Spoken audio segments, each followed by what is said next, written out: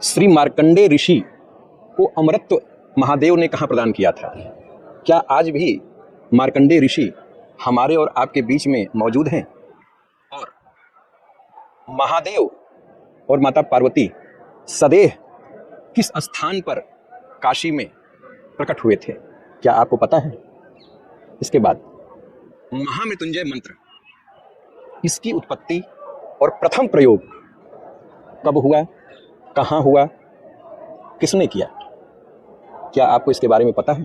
तो ये वही शिवलिंग है। वही शिवलिंग है, वही शिवलिंग है। और ये एक तरह से ये स्वयंभू है। स्वयंभू है ओह, कि ब्रह्मांड में 12 ज्योतिर्लिंगों से भी सर्वोपरि है। ब्रह्मांड में इनके जैसा मंदिर नहीं है, क्योंकि यहाँ सदैव शिव और पार्वती प्रकट हुए थे। यह चीज जो है शिव जी सह नहीं सकी और सदैव प्रकट हुए। एक बायां हाथ मार्कंडेय के सर पे रखा और दूसरा हाथ जो है त्रिशूल लेकर यमराज को ही मारने के लिए तैयार हो गया और फेंकना चाहा, तब तक माता पार्वती प्रकट हुई। 24 घंटे के अंदर 33 लाख महामृत्युंजय मंत्र का अगर पुनस्चरण हो जाता तो अभी रघु जो है मर गए हैं, वो सदैव जीवित खड़े हो जाएंगे। और रघु उधर मंडप पे उठकर बैठ गए। इसमें अकाल मृत्यु किसी की नहीं होती। अगर किसी का दुर्घटना योग है, अकाल मृत्यु है, अगर कहीं भी करवा सकते हैं आप महामृत्युंजय, देखिए यहाँ सीधे फिट पे आप करा दें, मेरी गारंटी है कि इसकी अकाल मृत्यु नहीं हो सकता। श्री मार्कंडेय ऋषि को अमरत्व महादेव ने कहाँ प्रदान किया था? क्या आज भी मार्कंडेय ऋषि हमारे और आपके बीच में मौजूद हैं? और महादेव और माता पार्वती सदैव किस स्थान पर काशी में प्रकट हुए थे? क्या आपको पता है? इसके बाद महामृत्युंजय मंत्र, इसकी उत्पत्ति और प्रथम प्रयोग कब हुआ, कहाँ हुआ, किसने किया? क्या आपको इसके बारे में पता है? आप सभी को सादर प्रणाम। मैं हरिताभ सिंह काशीपुरम से। मुख्य रूप से इन दो विषयों को लेकर आज हम चर्चा करने के लिए बैठे हुए हैं और इन दो विषयों के जो गूढ़ रहस्य हैं, उन रहस्यों पर से पर्दा उठाने के लिए हमारे बीच में आज मौजूद हैं आचार्य कृष्ण कुमार पांडे जी। आचार्य जी एक कर्मकांडी ब्राह्मण हैं, ज्योतिषाचार्य भी हैं, कथावाचक भी हैं और जितना इन्हें इन विषयों पर ज्ञान है, जितना इन्हें इन विषयों का पकड़ है, तो मुझे लगा कि आचार्य जी के साथ क्यों न बैठा जाए इन प्रश्नों को लेकर, जिसके बारे में आप कुछ जानें। और बड़ी अच्छी बात ये रही कि इस समय आचार्य जी के सानिध्य में यहीं गायत्री महापुरस्चरण का 9 दिवसीय अनुष्ठान हो रहा है, जप हो रहा है, जिसमें मुख्य आचार्य आप ही हैं। और आप हमारे पीछे जो मंदिर का शिखर देख रहे हैं, यह कोई आम मंदिर का शिखर नहीं है। यह वही शिखर है, यह वही मंदिर है, यह वही प्रांगण है जहाँ श्री मार्कंडेय ऋषि को महादेव ने अमरत्व प्रदान किया था। खैर, मैं बहुत ज़्यादा इसमें बातें न करके सीधे प्रश्नों पर आता हूँ और आचार्य जी से हम लोग मिलते हैं। आचार्य जी, आपका सादर प्रणाम आपको, और हमारे काशीपुरम पॉडकास्ट में आपका हार्दिक स्वागत और अभिनंदन है। बहुत बहुत धन्यवाद।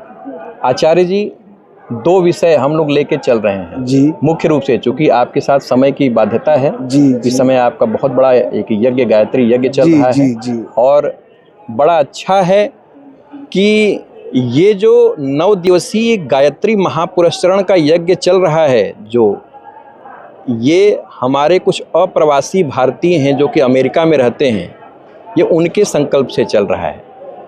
तो महाराज देश में ही नहीं विदेश में भी सनातन का झंडा जो है कि फहरा रहे हैं। तो ऐसे गुरुदेव अगर हमारे बीच में हैं तो क्यों नहीं इनके ज्ञान से कुछ अंश हम लोग भी लें। गुरुजी, किस विषय से शुरू किया जाए? मार्कंडेय ऋषि की कथा से शुरू किया जाए या महामृत्युंजय से शुरू किया जाए, मंत्र से शुरू किया जाए? आप ही बताएं। देखिए, मार्कंडेश्वर महादेव के धाम पे हम लोग बैठे हैं जी, तो उचित तो यही होगा कि यहीं से शुरू किया जाए। बिल्कुल, बहुत अच्छा रहेगा जी। क्योंकि सर्वप्रथम मैं ये कहूँगा कि मैं माँ गंगा और गोमती के पावन संगम तट पर श्री मार्कंडेश्वर महादेव की तपोभूमि को हृदय से प्रणाम करता हूँ। देखिए, ये तपस्थली रही है। काशी के अंतर्गत एक कैथी गांव में जी ये तपस्थली रही। यहाँ घनघोर जंगल था और इस जंगल में गंगा और गोमती का पावन संगम तट है जो कि यहाँ से 200 मीटर दूर पे है। और ये गौतम ऋषि का, कांडव ऋषि का, मृकुंड ऋषि का ये तपस्थली सब रहा है। अच्छा। एक बार की बात है कि उसी में एक ऋषि थे, मृकुंड ऋषि, और उनके पास कोई संतान नहीं थी। संतान प्राप्त की इच्छा से उनकी पत्नी जो है बहुत परेशान थी। तो उन्होंने कहा कि आप इतना तपबली हैं, क्यों न भगवान से प्रार्थना करके एक पुत्र मांग लेते हैं। तो देखिए, अर्धांगिनी वो आधे अंग की मालिक होती हैं। जी बिल्कुल, उनका भी कहना मानना चाहिए क्योंकि जब तक माता पिता के सानिध्य में रहती है तब तक तो माता पिता की जी बिल्कुल जिम्मेदारी होती है। जी जी। लेकिन माता पिता जिस दिन हाथ पकड़ा देते हैं पति के साथ, उनकी जिम्मेदारी खत्म हो जाती है जी। वो जिम्मेदारी फिर पति की हो जाती है। तो कहा, देवी ठीक है, आप कहती हैं तो अपने तपबल से वो ध्यान किए और साधु के वेश में भगवान आए। बोले, प्रणाम किए और बोले कि मेरे पास संतान नहीं है, कृपा करके एक पुत्र मुझे आप प्रदान करिए। सो साधु के वेश में आए हुए भगवान ने कहा कि ठीक है, एक फल मैं देता हूं, अपनी पत्नी को खिला देना, लेकिन उसमें एक शर्त है। संतान 2 प्रकार की होती है कि जो कि एक अपने माता पिता कुल खानदान का नाम जो है विश्व विख्यात कर दे, और एक संतान वो होती है कि जो कि जैसे भागवत की कथा में आप आएंगे तो धुंधकारी पैदा हुआ था, वो कुल का कलंक बन के पैदा हुआ था। तो बोले कि अल्प आयु वाली संतान चाहिए जो कि आपका बहुत विश्वविख्यात नाम रोशन करेगा, कि वो संतान चाहिए जो कि आपका कोई नाम रोशन नहीं करेगा लेकिन उसकी आयु बहुत लंबी होगी। अच्छा। तो उस समय मृकुंड ऋषि ने यही विचार किया कि भले ही कम आयु की संतान हो लेकिन जो है ऐसी हो कि जो कि मेरा भी नाम और विश्वविख्यात उसका भी नाम हो। जी बिल्कुल। तो उन्होंने कहा कि मुझे कम आयु वाली संतान दीजिए लेकिन वो विश्वविख्यात हो। जी। तो बोले, ऐसा ही होगा, मैं 12 वर्ष की आयु देता हूँ। 12 वर्ष की आयु। तो उन्होंने कहा ठीक है, और आशीर्वाद के स्वरूप जो है वैसा ही हुआ। 1 साल के अंदर संतान की प्राप्ति मृकुंड ऋषि की पत्नी द्वारा हो गई। उनका नाम था मृकुंड, तो उन्होंने अपने नाम से मिलते जुलते नाम रखा मार्कंडेय। तो मार्कंडेय धीरे धीरे एक एक दिन अवस्था बढ़ती जा रही थी, लेकिन प्रतापी पुरुष थे, भगवान के साक्षात प्रसाद के दिए हुए थे, इसलिए उन्होंने बचपन से ही उनके अंदर तेजत्व था, जी बिल्कुल। तेजत्व झलकता था और कूट कूट के संस्कार भरे हुए थे। नित्य माता पिता की सेवा करना, भगवत भजन करना, गंगा स्नान करना, ये सब उनके दैनिक क्रियाओं में था। धीरे धीरे 5 या 6 वर्ष की आयु जब हुई उनकी, तो वो है जो है, देखिए कि हमारे माता पिता हमको देखकर जो है चिंतित रहते हैं। तो उन्होंने एक दिन अपने माँ से पूछा, माँ क्या बात है? पहले तो आप मुझे देखकर बहुत खुश हो जाया करती थी, लेकिन आजकल मैं देखता हूँ कि आजकल मुझे आप देखकर उदास हो जाती हैं। क्या मुझसे कोई अपराध तो नहीं हुआ है? आपके बालक से कोई गलती तो नहीं हुई है? कहे नहीं बेटा, तुमसे गलती कभी नहीं हो सकती। तो बोले कि आखिर बात क्या है माँ? और अपने सर पे हाथ रख के कसम दिला दिए, शपथ दिला दिए, क्या सच सच बताओ, क्यों देखकर मुझे आप उदास होती हैं? तो शपथ दिला देने के बाद माता कैसे झूठ बोले? बोले बेटा, तुम एक ऋषि के आशीर्वाद से पैदा हुई और तुम्हारी आयु जो है केवल 12 वर्ष की है, जिसमें 6 साल निकल गया, 6 वर्ष बचा हुआ है। तो बोले उसी जगह मृकुंड ऋषि भी थे। तो बोले पिताजी, मृत्यु पर विजय प्राप्त करने का कोई साधन है आपके शास्त्र में? तो बोले हाँ बेटा है, लेकिन थोड़ा तुम बच्चे हो, कठिन है। कि आप बताइए, मैं उसे करूंगा।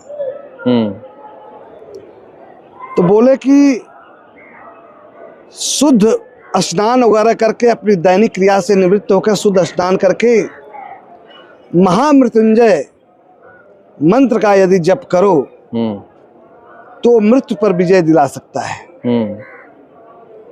तुझे आयु बढ़ा देगा। तो जो है वो महामृत्युंजय मंत्र अपने पिता से ही लिए और जो है इसके बाद उनको रात्रि में स्वप्न दिखाई पड़ा कि पुत्र तुम परेशान क्यों हो रहे हो? मैं तो तुम्हारे संरक्षण में यहाँ बैठा हूँ। तुम नहीं, आपको पता कि यहाँ घनघोर जंगल था। तो सुबह आकर काटे पीटे 2-4 दिन में, 1 हफ्ता में साफ किया, देखे तो एक शिवलिंग मिला। अच्छा, बहुत बढ़िया शिवलिंग मिला। अच्छा, और तो ये मार्कंडे ऋषि ने? मार्कंडे अच्छा, बाद में ऋषि घोषित हुए। पहले तो मार्कंडे जी थे। पहले तो मार्कंडे जी बालक थे, वो बालक थे 12 वर्ष के। जी। उस समय 6 वर्ष के। अच्छा, उस समय 6 वर्ष के थे। अच्छा हाँ, 6 वर्ष की अवस्था। 6 वर्ष की अवस्था में ही उन्होंने मतलब साधना शुरू कर दिया था? साधना शुरू कर दिया। अच्छा अच्छा। इसके बाद आयु कर्म च वित्तम च विद्या निधनम एव च।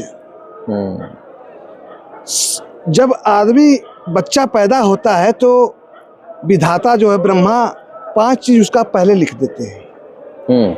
आयु, कब तक इसकी आयु है।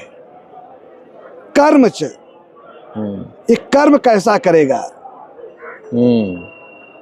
आयु कर्म च वित्तम च, कितना बड़ा धनवान होगा या गरीब होगा। विद्या निधनम एव च, कितना बड़ा विद्वान होगा या मूर्ख होगा। और किस दिन इसका पतन होगा वो निश्चित। अच्छा, ये 5 चीजें जो है विधाता पहले छठी रात को लिख देते हैं। जो छठी मनाई जाती है, बालक पैदा होता है, उसी रात को लिखते हैं। अच्छा, जब जो पैदा होने के बाद जो छठी मनाई जाती है जी, उस दिन विधाता ये रात्रि को लिखते हैं उसी का। अच्छा। ये 5 चीजें, आयु कर्म च वित्तम च विद्या निधनम एव च, ये 5 चीज ब्रह्मा लिख देते हैं। ठीक है। तो वो समय एक दिन मार्कंडे जी का आ गया कि मृत्यु का समय निकट आ गया। तो यमराज ने देखा कि मार्कंडे का प्राण लेना है, तो दूतों को भेजा। जी।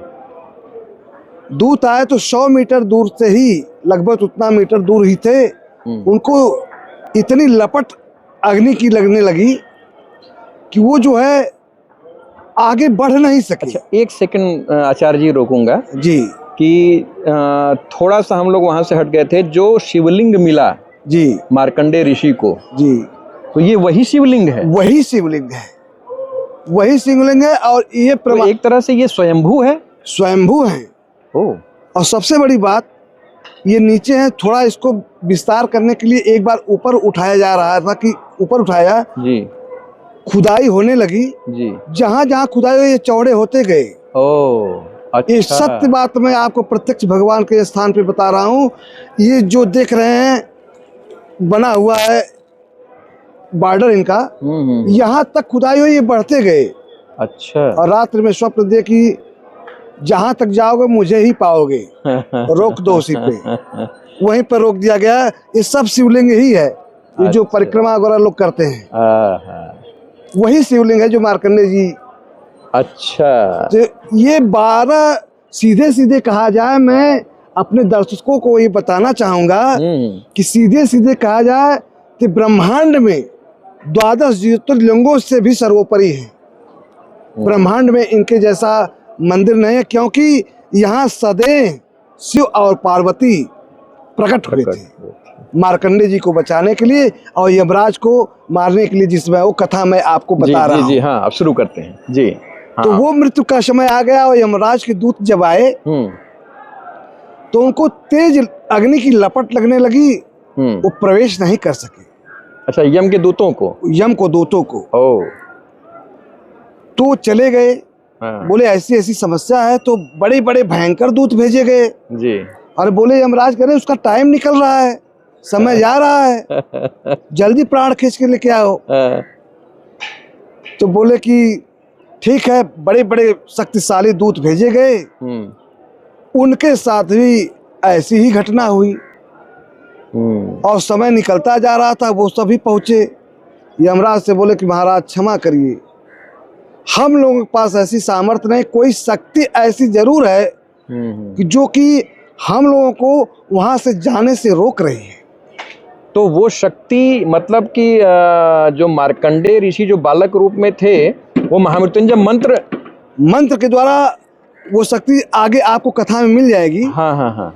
तो वो शक्ति आई कहाँ से कि जब दूतों को दूर से ही देखे मार्कंडेय जी, शिवलिंग को पकड़ के जो है अर्घा, तो शिवलिंग को दोनों हाथों से पकड़ के हाँ। माथा जो है शरणागत हो गए। शिवलिंग पे अपना माथा टेक दिए और जान गए कि यमदूत आ रहे हैं। ओहो। तो ये दृश्य जो है यमदूतों ने देखा और बोला कि कोई शक्ति है। बोले कि अरे कैसी शक्ति, मैं जाता हूँ। तो भैंसे पे सवार होकर अपने स्वयं आए। तो वही उनके यमराज आए। हाँ। तो वही उनके साथ भी हुआ। हाँ। जो कि दूतों के साथ हो रहा था। और समय निकल रहा था जी। तो वहीं से वो पास फेंके कि प्राण खींचूंगा और खींच लूंगा। तब तक यह चीज जो है शिव जी सह नहीं सकी और सदैव प्रकट हुए। एक बायां हाथ मार्कंडेय के सर पे रखा और दूसरा हाथ जो है त्रिशूल लेकर यमराज को ही मारने के लिए तैयार हो गया और फेंकना चाहा। तब तक माता पार्वती प्रकट हो गई। कह रही प्रभु शंकर जगत बंद जगदीशा, जो आप सर्व जगत में पूजनीय हैं, आप जो है वो हमारे जेठौत लगेंगे, क्यों मारने जा रहे हैं? जेठौत लगेंगे मतलब जेठ लगेंगे। जेठ हैं? हाँ। अच्छा, यमराज माता पार्वती के? जी। अच्छा अच्छा। वो बोले जेठौत हैं। हाँ। आप उनको बचा लीजिए। ओहो। तो पत्नी की बात जानते हैं, सभी लोग मानते हैं। महादेव क्यों न माने, सही है। और महादेव तो भोले भंडारी हैं। भोले भंडारी है। पकड़ लिया चरण माता ने। तो बोले कि पार्वती अगर तुम सामने नहीं आती तो मैं आज इसका प्राण ले लेता। यमराज का ही प्राण ले लेता। और यमराज ये दृश्य देख रहे थे और भगे और सीधे ब्रह्मा के पास पहुंचे। बोले कि आज यमराज पद से मैं इस्तीफा दे रहा हूँ। बोले क्या बात हो गई? बोले कि बात नहीं हो गई, आज मैं दुनिया का प्राण लेता हूँ, आज मेरा ही प्राण जाने वाला था। अगर पार्वती नहीं आती तो मैं इस दुनिया से चला जाता। तो बोले हुआ क्या, तो सारी घटनाएं बताया उन्होंने। अब संक्षेप में मैं आपको बता रहा हूँ, जी जी, क्योंकि मेरे पास भी 27 ब्राह्मण बैठे हुए हैं। जी जी, और गायत्री 24 लाख महापुरस्कार चल रहा है। जी जी, तो उसमें संक्षेप में मैं कहना चाहूँगा। जी, तो उन्होंने कहा कि ब्रह्मा जी ने कहा कि ठीक है, इस बात पर हम पंचायत बुलाते हैं और उसमें भोलेनाथ से पूछा जाएगा कि आपने ऐसा क्यों किया, आप अभी इस्तीफा मत दीजिए।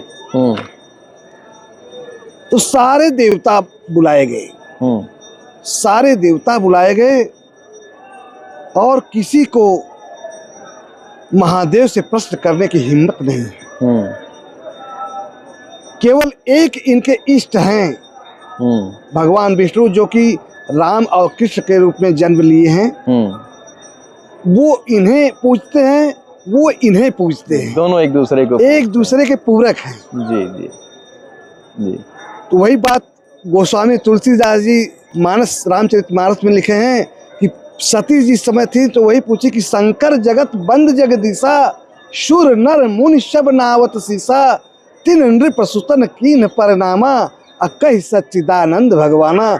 जिस समय भगवान राम और लक्ष्मण सीता को खोज रहे थे कि हाँ सीते कहाँ हो, तो ये दृश्य देख के भगवान भजन कर रहे थे। भोलेनाथ बोले धन्य है सच्चिदानंद भगवान, आपकी माया गजब है प्रभु। तो ये दृश्य जो है, सती जी को उस समय शंका हुई। बोले कि अरे शंकर जगत बंद जगदीशा, सुर नर मुनि शब नावत सीसा। भगवान महादेव तो देवों का देव महादेव हैं, तीनों लोकों में पूजे जाते हैं। मनुष्य ऋषि देवता सभी लोग पूजते हैं। और ये राजा के लड़के को प्रणाम कर रहे हैं और सच्चिदानंद घन कर रहे हैं। तीन नृप सुतन कीन परनामा, अकहि सच्चिदानंद परधामा। तो अब मैं अपने लाइन पे आता हूँ। तो कहे कि आप जो है मार्कंडे जी को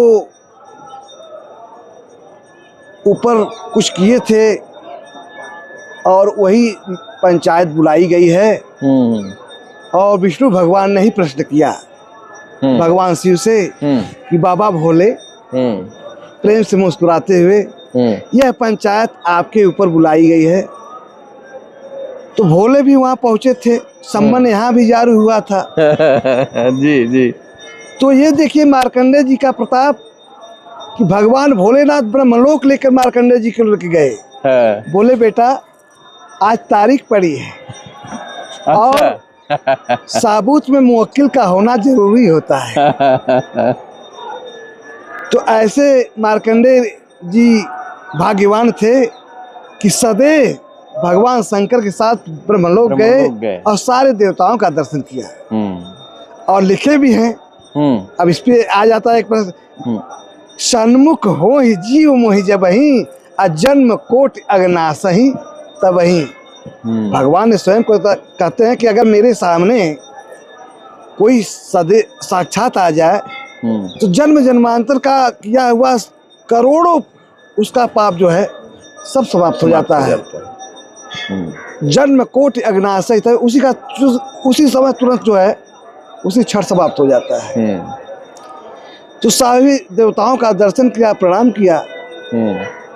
और ये प्रश्न जो है रखा गया शिव जी से। तो शिव जी ने कहा कि आप लोग एक बात बताइए, अगर कोई दानी अपनी कोई वस्तु किसी को दान करता है तो अपनी वस्तु दान करता है कि किसी गैर की वस्तु दान करता है? तो लोगों ने कहा, देवताओं ने कहा कि नहीं नहीं, धन का मालिक देने वाला होता है, वो अपने वस्तु का दान करता है न कि दूसरे का। तो बोले कि मैंने 12 वर्ष मार्कंडे को दिया है, मैं ही मृकंड ऋषि को साधु के वेश में आकर 12 वर्ष दिया है। अच्छा। यही भोलेनाथ ही साधु के वेश में आए थे उस समय। ओ कहानी वहां से जुड़ रही है जी, कि उनके जन्म से पहले ही भोलेनाथ जो है उनके पिताजी को 12 वर्ष अपना दे चुके थे। हाँ, लेकिन ये नहीं बताया था कि मेरा वो 12 वर्ष। अच्छा, तो बताया कि मतलब यमराज भी कंफ्यूजन में आ गए। कंफ्यूजन में आ गए। तो आपके चैनल के माध्यम से मैं दर्शकों को बताना चाहूंगा कि भोलेनाथ ने बहुत ही सुंदर उत्तर दिया। हाँ। कि मेरे एक दिन में हाँ। इनके जैसे हजारों ब्रह्मा पैदा होते हैं। हाँ। इनके जैसे सैकड़ों इंद्र बदलते हैं, सहस्त्रों इंद्र बदलते हैं। इनके जैसे करोड़ों यमराज बदलते हैं। तो मेरा एक दिन पूरा होता है, उसमें कई बार सतयुग, त्रेता, द्वापर, कलयुग आता है और जाता है। तो मेरा एक दिन होता है। तो मेरा 12 वर्ष जोड़ लीजिए। ये हुआ कि अरे भैया ये तो इसकी कोई गणना नहीं है। इसका मतलब सर्वसम्मत से मार्कंडे जी को वहां ने लोगों ने कहा कि ये अमर हो गए। तो 8वें चिरंजीवी जो है मार्कंडे ऋषि हुए। जी जी जी। तो वहां से सब बातें समाप्त हो गई। महाप्रलय, ये देखिए महाप्रलय जब होता है जी, तो ये देखते हैं। अच्छा। नौका पर विहार करते हैं और उस पे देखते रहते हैं। और काशी का प्रलय नहीं होता है, आप जानते हैं। हाँ जी जी। तो पहली बात तो हम लोग धन्य हैं कि भारतवर्ष में पैदा हुए जी। अब भारतवर्ष में वो भी उत्तर प्रदेश में जी, और उत्तर प्रदेश में वो भी काशी क्षेत्र में पैदा हुए। क्षेत्र में ये तो भगवान का बिल्कुल बहुत बड़ी कृपा ही है। कृपा है। जी जी। तो मार्कंडे जी को लेकर यही स्थान पर आए। बोले बेटा बोलो अब तुम्हें क्या चाहिए। बोले प्रभु अगर कुछ आप देना ही चाहते हैं तो मुझे कुछ मांगने की इच्छा ही न प्रकट हो, ऐसा वर दीजिए। हमको कुछ आपसे मांगने की इच्छा प्रकट न हो। बोले नहीं नहीं, कुछ तो तुम्हें मांगना ही पड़ेगा। तो बोले ठीक है, आपका दिन भर दर्शन होता रहे। बोले ठीक है, मैं तुमको अपने से ऊंचा स्थान देता हूँ। तो आप गर्भगृह में हलेंगे, दर्शन किए होंगे। जी जी। तो एक ताखा है, हाँ, अलमारी जैसा कटा हुआ है। हाँ। उसमें मार्कंडे ऋषि की स्थापना हुई है। एक छोटा शिवलिंग है, वो मार्कंडे जी। वो मार्कंडे जी हैं। जी। तो बोले कि तुम्हें जल चढ़ाकर जो मुझे जल चढ़ाएगा, अच्छा, उसकी मनोकामना मैं 101% जो है जरूर पूरा करूंगा। और ये तीर्थ जो है तुम्हारे नाम से विख्यात होगा, मार्कंडेश्वर महादेव। पहले तुम्हारा नाम आएगा तब मेरा नाम आएगा। तो दिन भर तो ये रहते हैं, शिव जी के साथ दर्शन करते हैं। लेकिन सायंकालीन, रात्रिकालीन जब शयन आरती होती है, उस समय चांदी की सेज लगाई जाती है। अच्छा। मखमल का बिस्तरा लगाया जाता है, फूलों की सैया सजाई जाती है माता पार्वती और शिव को सोने के लिए। मार्कंडे जी का कमरा देखिए उसके बगल में बना हुआ है। और एक अद्भुत बात और आपको मैं इसी में बताता हूँ जी, कि कांडव ऋषि जो यहाँ रहते थे, उनकी एक लड़की थी कांडवी। अच्छा, कांडवी जी जी जी। उसको ये दुर्वासा जी ने आशीर्वाद दे दिया था। उसने इतना सेवा किया था, आशीर्वाद दिया कि बेटी जाओ, तुमने इतना सेवा किया है, मैं इतना प्रसन्न हूँ कि तुम्हारे साथ जिसकी भी शादी होगी वो अमर हो जाएगा। तो भगवान की ऐसी कृपा कि वही लड़की के साथ मार्कंडे जी की शादी कर दी गई। अब वही आचार्य जी, अगर तार से तार जोड़ा जाए अगर जी, तो मतलब मार्कंडे जी की पत्नी को विवाह से पहले दुर्वासा ऋषि ने आशीर्वाद दे दिया कि जिससे तुम्हारी शादी होगी वो अमर हो जाएगा और तुम विधवा नहीं होगी। वो भी उनके साथ साथ अमर हैं। वो भी जी, ये भगवान महादेव की कृपा है। जी जी। और आपके चैनल के माध्यम से शिखर का दर्शन जो लोग कर रहे हैं भक्तगण, जी बिल्कुल शिखर का दर्शन करने से साक्षात महादेव का दर्शन प्राप्त हो जाता है। जी। और दूसरी बात, आज के भी डेट में मैं आपको बताता हूँ, ये प्रत्यक्ष प्रमाण है, आप खुद आजमा लीजिए। जिसको इस चैनल पे मैं गारंटी दे रहा हूँ कि जिसको आजमाना हो, आज के भी डेट में आजमा ले कि रात को दरवाजा चिपकाया जाता है, बंद नहीं किया जाता है शयन आरती के बाद, और सुबह आप आके खोल लीजिए, हथौड़ा मार लीजिए, गदा मार लीजिए, नहीं खुलेगा। बहुत लोगों ने प्रयास किया तो आकाशवाणी हुई और नारद जी आके बताए कि ऐसे नहीं खुलेगा मूर्खों, जाओ पहले स्नान करो। और शिव और पार्वती शयन किए हैं, किसी के कमरे में तुम ऐसे चले जाओगे? आरती करते हैं, स्तुति करते हैं, आरती करते हैं आधा घंटा, 3 बजे भोर में ये पालीवाल या यहाँ गोस्वामी लोगों की एक एक दिन की पारी आती है। आज इनका नंबर है तो कल उनका नंबर है, तो जिसकी पारी रहती है 12 बजे रात से अगले दिन 12 बजे रात तक उसी की पारी रहती है। तो वो लोग जाते 3 बजे भोर में स्नान करते हैं गंगा जी में, 1 घड़ा जल लेके आते हैं, विधिवत आरती उरती सजाते हैं, स्तुति भगवान भोलेनाथ की करते हैं, और इसके बाद माथा टेकते हैं, जयकारा लगताते हैं।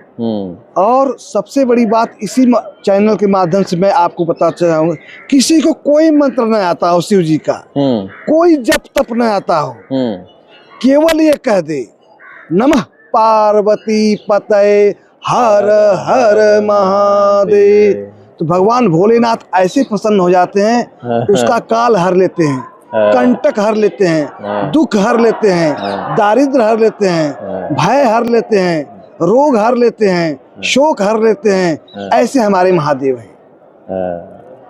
और मैं आज 27 साल हो गया यहाँ अनुष्ठान कराते कराते, और जगहों पर मैं जाता हूँ, अधिकतर अनुष्ठान मेरा यहाँ होता है, और यहाँ का किया हुआ अनंत गुणा लाभ देता है।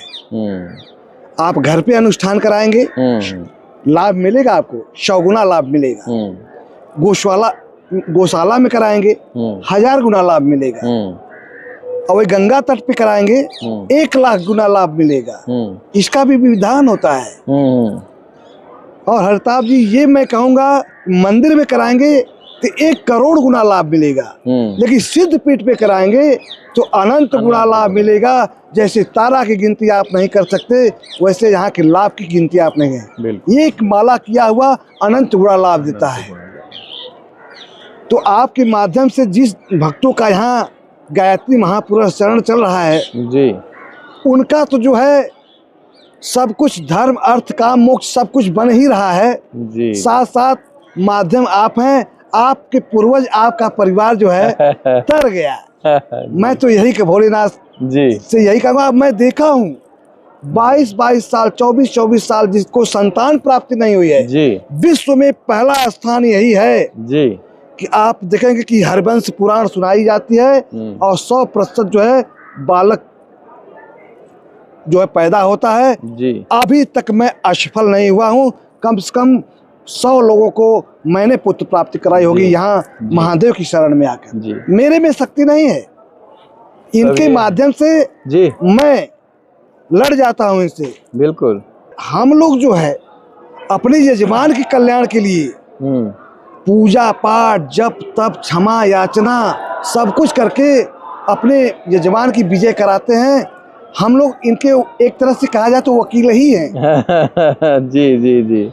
और बहुत विश्वास रहता है और सारी मनोकामना पूर्ण करते हैं। जानने को तो सब लोग जानते हैं कि महामृत्युंजय मंत्र का क्या महात्म्य है और कितना शक्तिशाली है जी।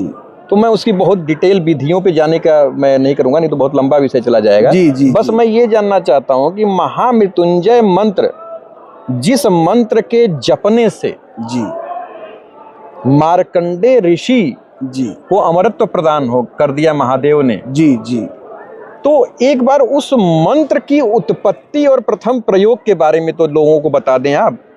मुझे खुद भी नहीं पता है, और मेरे जैसे पता नहीं कितने लोग होंगे जिनको ये नहीं पता होगा कि महामृत्युंजय मंत्र की उत्पत्ति कब हुई और उसका प्रथम प्रयोग कब हुआ। तो मैं बस ये चाहूँ एक छोटा सा प्रकाश उस पर डाल दें। एक चीज है हरताप जी, जी प्रश्न आप बहुत चुन चुन कर करते हैं और लोकहित के लिए कर रहे हैं, लोकहित के लिए, अपने लिए नहीं कर रहे हैं, ना महाराज, जन कल्याण के लिए कर रहे हैं। हाँ। तो हमको भी प्रश्न आपका अच्छा लग रहा है। जी जी। तो टाइम का अभाव है, हाँ, फिर भी मैं हाँ। आपके प्रश्नों का उत्तर देना बिल्कुल जरूरी समझता हूँ, क्योंकि आपके माध्यम से जो भक्त, जो श्रोता सुन रहे हो वो भी जान लेंगे कि ये कथा कहाँ की है। जी जी। तो भगवान के द्वारा, ब्रह्मा जी के द्वारा इक्ष्वाक वंश की उत्पत्ति हुई थी, आप जानते हैं। इक्ष्वाक वंश, जी। इक्ष्वाक वंश में एक दिलीप जी हुए। जी। दिलीप जी हुए तो दिलीप जी को एक संतान पैदा हुई, उसका उन्होंने नाम रखा रघु। रघु बहुत ही विश्वविख्यात प्रतापवान पुत्र थे और एक विदर्भ देश की राजकुमारी थी, उसका नाम था सभ्या। वो सुंदरी नहीं, विश्व सुंदरी थी। उसका विश्व में नाम था कि सभ्या जैसा सुंदर कोई नहीं, कोई स्त्री नहीं है, कोई लड़की नहीं है। लेकिन उसके कुंडली में एक बहुत बड़ा दोष था, वैधव्य योग था, प्रबल मांगलिक थी। तो ये हुआ कि ज्यों ही सिंदूर दान इसका जो वर करेगा, मंडप में ही उसकी मृत्यु हो जाएगी। अच्छा।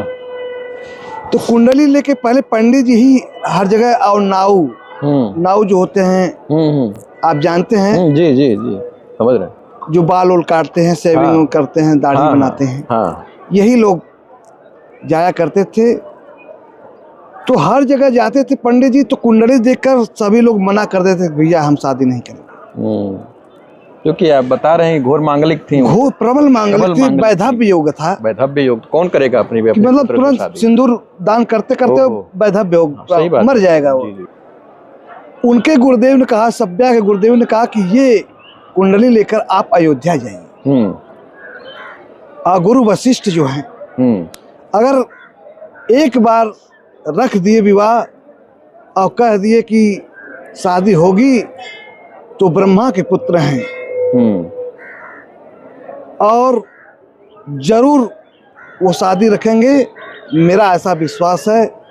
तो उनके कथनानुसार ब्राह्मण जो है वो जन्म पत्री लेकर वशिष्ठ जी के पास पहुंचे और बताए, अपना परिचय दिए कि फला देश से, विदर्भ देश से मैं आ रहा हूँ और वहाँ का मैं दूत हूँ और सभ्या की शादी करने के लिए ये पत्रिका मैं आपके पास लेकर आया हूँ।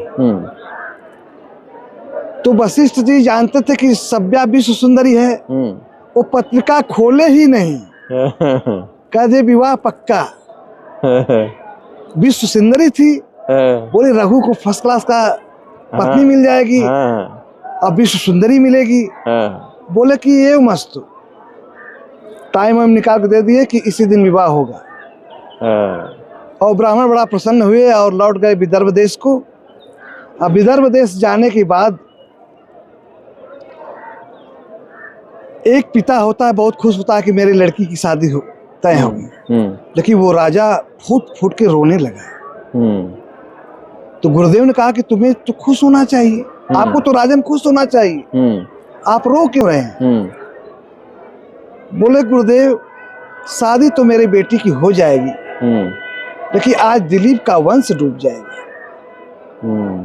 क्योंकि कुंडली के हिसाब से मेरी बेटी जो है वैधव्य योग में है और दिलीप के पास एक ही संतान है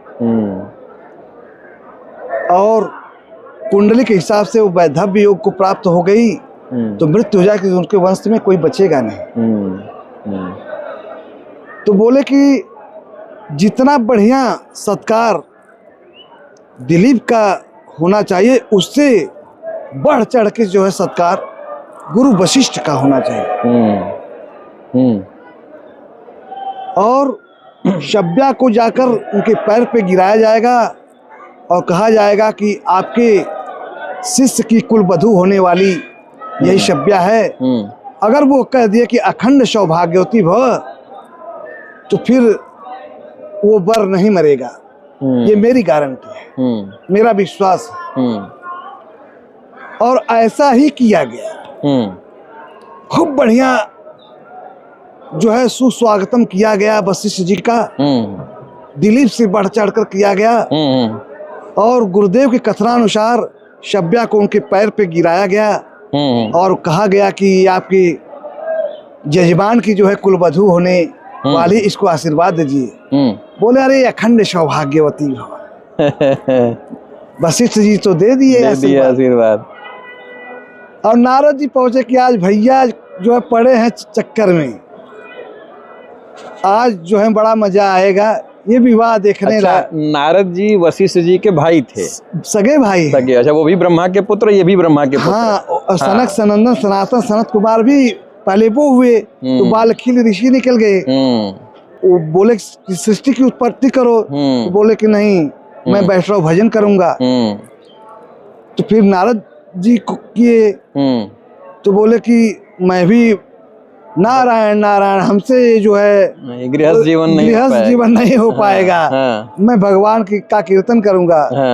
वशिष्ठ जी को पैदा किए, बोले सृष्टि को कहे, बोले ठीक है, इतने लोगों को आपने पैदा किया, वो लोग भजन कर रहे हैं, मैं चलूं गृहस्थी बताऊं, मुझसे नहीं होगा। बोले बेटा एक बात बताओ, ये लोग भजन किस लिए कर रहे हैं? बोले भगवान को पाने के लिए, और बहुत बढ़िया भजन करेंगे, आएंगे जाएंगे सदैव भगवान के साथ रहेंगे। कहे जिस भगवान को पाने के लिए ये लोग आएंगे जाएंगे, तुम जाओ गृहस्थी बसाओ, और उस कुल में मैं भेज रहा हूँ, उस कुल का पुरोहित बना रहा हूँ कि उस कुल में तुम्हारे वही भगवान जो ये लोग पूज रहे हैं, भज रहे हैं, वही भगवान अवतार लेंगे और तुम्हारा चरण धोके पिएंगे और पैर दबाएंगे। ऐसे स्थान पे भेज रहा हूँ। इनको ये बात बहुत अच्छी लगी बिल्कुल। कि बात तो पिताजी सही कह रहे हैं। और वही चीज नारद जी देखने के लिए पहुंचे कि आज भैया फंसे हैं घन चक्कर में। तो जो है सब कुछ विवाह का कार्यक्रम होता गया। बारी आई सिंदूर दान की, और जो ही सिंदूर डाले और कुंडली के हिसाब से उसी मंडप में गिरे और उनकी मृत्यु हो गई। राजा रघु की।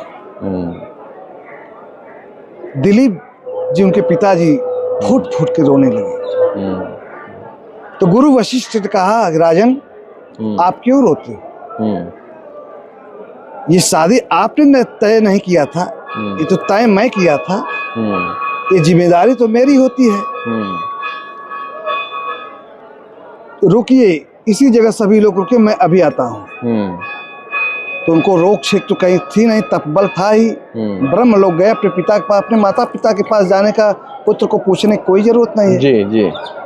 वो पहुंच गए ब्रह्म लोग, और जाकर खूब तड़के भड़के कि उस दिन तुम्हें तैयार नहीं हो रहा था पुरोहिती कर्म करने के लिए, कि पुरोहित कर्म अति मंदा, देश जात संस्कृत कर्म निंदा। पुरोहिती कर्म बहुत अच्छा नहीं होता है, इसको निंदित निगाह से लोग देखते हैं।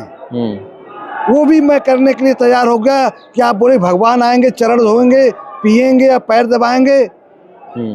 रघु का तो नाश हो गया, अब कहाँ से भगवान पैदा होंगे? बोले भैया घबराओ मत, एक उपाय है कि महामृत्युंजय जो कि भगवान शिव के मुख से निकला है, और ये गोपनीय रहस्य जो है, जितनी गोपनीय रहस्य है, पार्वती जी को जो है सब कुछ शिव जी ही बताए हैं।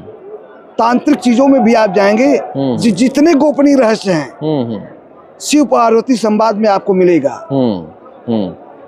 जी। रुद्रयामल में शिव पार्वती संवाद में ये चीज आपको मिलेगा। जी जी जी, हाँ, तंत्र की बहुत बड़ा हाँ, रहस्य रहस्य है उसमें। जी जी। तो महामृत्युंजय मंत्र जो है भगवान शिव के द्वारा ये उत्पन्न हुई है। तो ब्रह्मा जी ने कहा कि अगर 33 लाख 24 घंटे के अंदर 33 लाख महामृत्युंजय मंत्र का अगर पुरस्चरण हो जाता तो अभी रघु जो है मर गए हैं, वो सदैव जीवित खड़े हो जाएंगे। तो बोले तो ये तो पावर आपके पास है, ये है, बुलाइए सभी देवी देवताओं को, 33 कोटि देवी देवता हैं, एक माला में सबका हो जाएगा, 33 करोड़ जाप हो जाएगा, 33 लाख कौन कहे। ऐसा हुआ, सभी लोग अपना एक एक माला घुमाए। थोड़ा शार्ट में मैं आपको कहानी बता रहा हूँ। 33 करोड़ जाप हो गया और रघु उधर मंडप पे उठकर बैठ गए।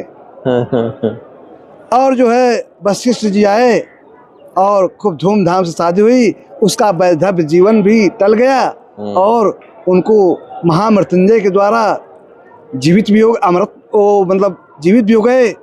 इसमें सबसे बड़ी बात होती है, इसमें अकाल मृत्यु किसी की नहीं होती।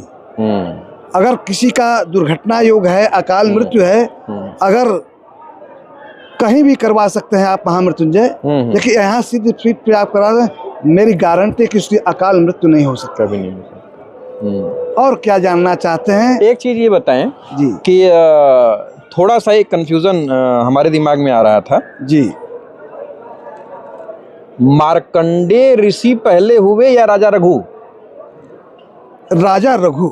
राजा रघु। राजा रघु। ओ, इसीलिए प्रथम बार महामृत्युंजय मंत्र सतयुग में हुए हैं।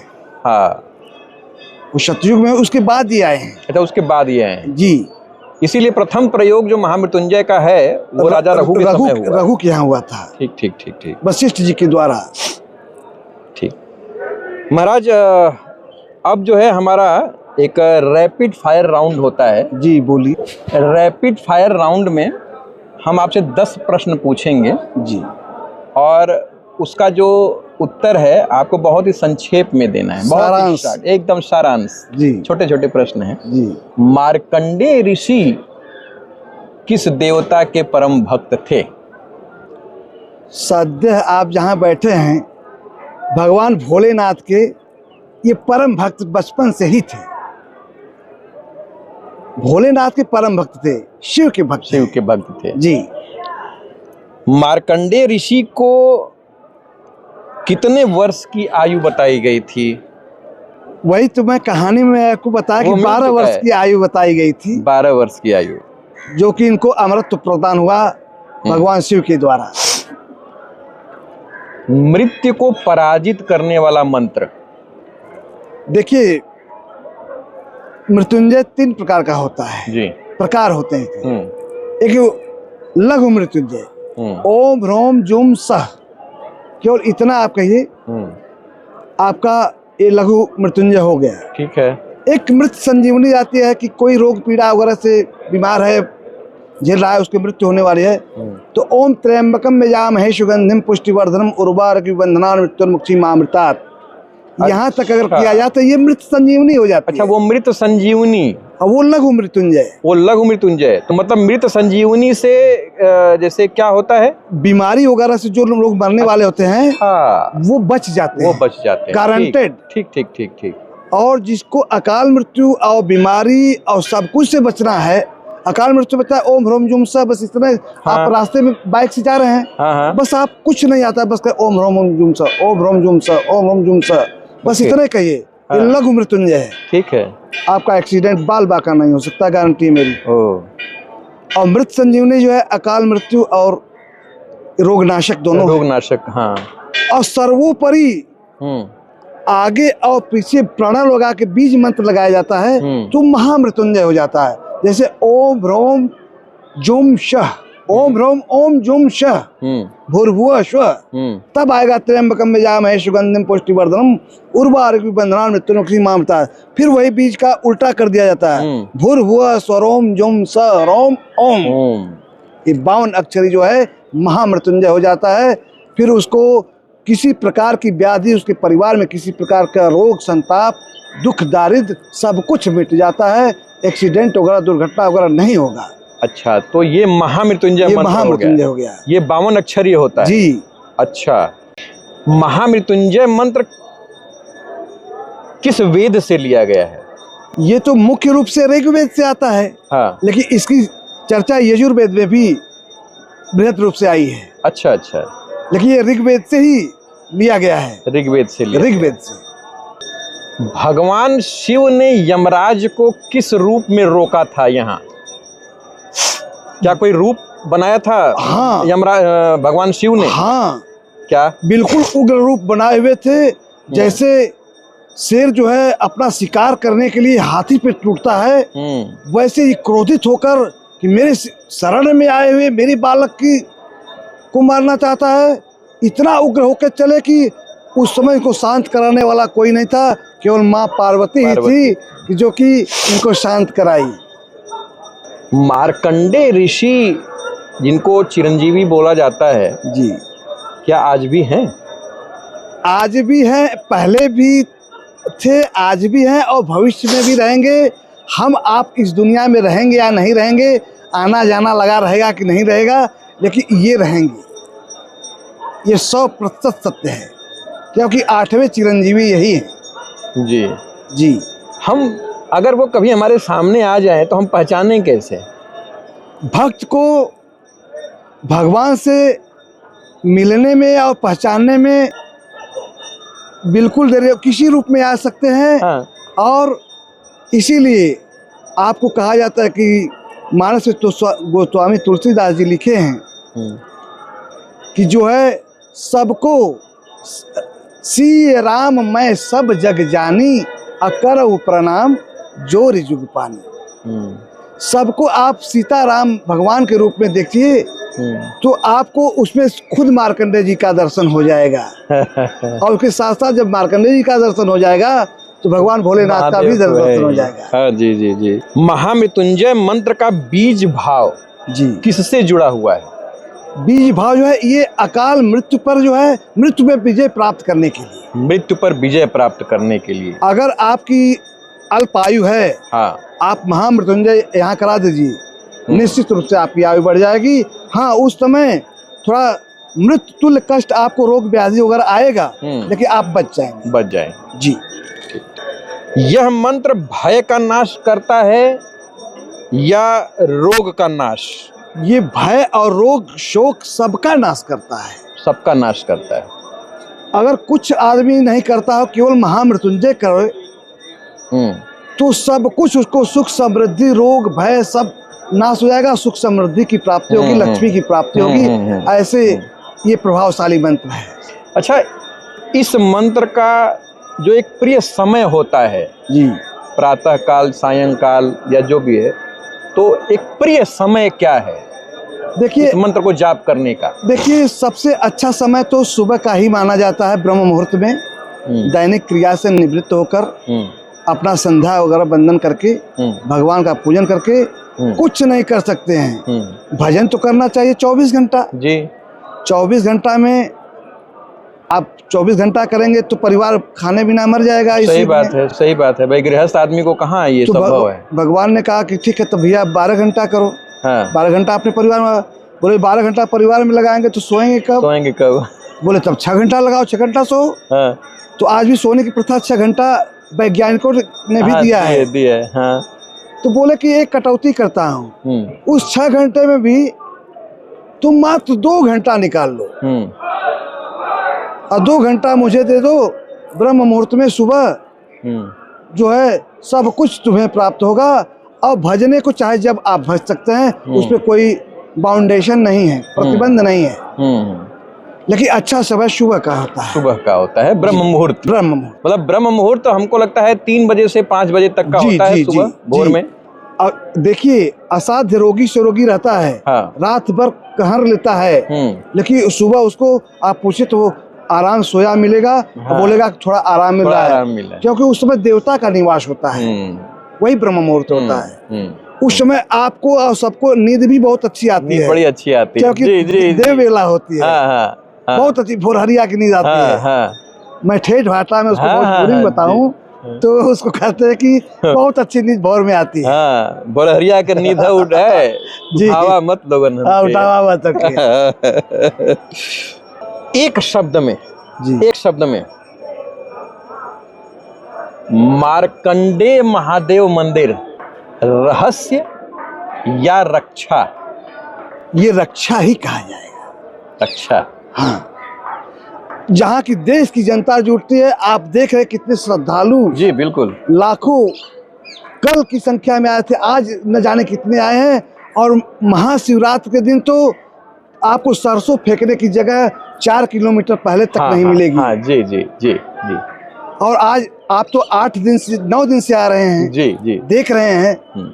और बहुत भाग्यशाली वो लोग हैं जो कि यहाँ आते हैं और इनके विषय में आपके चैनल के माध्यम से जो इनकी कथा सुनते हैं, मैं गारंटी लेता हूँ भगवान शिव जो है उसके परिवार का और कथा सुनने वाले का जो है बहुत बहुत कल्याण करेंगे।